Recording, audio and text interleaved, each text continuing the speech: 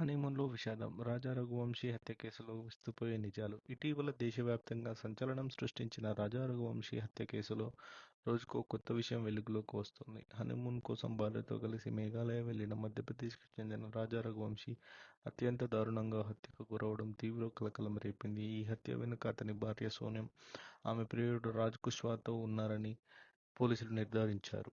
మధ్యప్రదేశ్‌లోని ఇండోర్‌కు చెందిన రాజా రఘువంశీ మరియు 24 ఏళ్ల సోనమ్‌తో మే 11వ తారీఖున వివాహం జరిగింది. పెళ్లి అనంతరం ఈ జంట హనీమూన్ కోసం మేఘాలయ వెళ్లింది. అక్కడే మే 23వ తారీఖున రాజా రఘువంశీ అదృశ్యమయ్యాడు. అనంతరం మే 2న మేఘాలయలోని చిరపుంజి సమీపంలో ఓ లోయలో రాజా మృతదేహాన్ని పోలీసులు కనుగొన్నారు.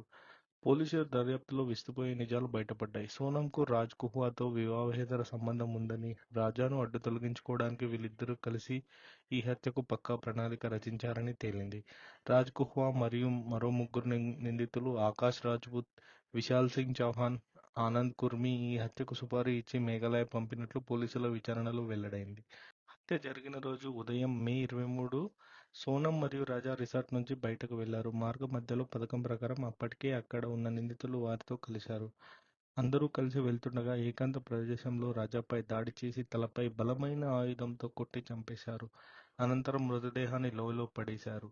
భర్త హత్యకు గురైన తర్వాత సోనం తనను ఎవరో కిడ్నాప్ చేశారని, దోపిడీ జరిగిందని నాటకమాడింది.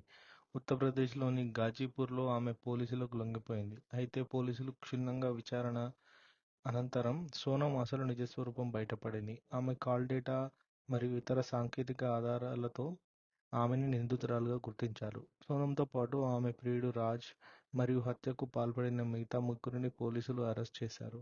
ఇప్పుడు కుజదోషం అనే మరొక కోణం కూడా వెలుగులోకి వచ్చింది.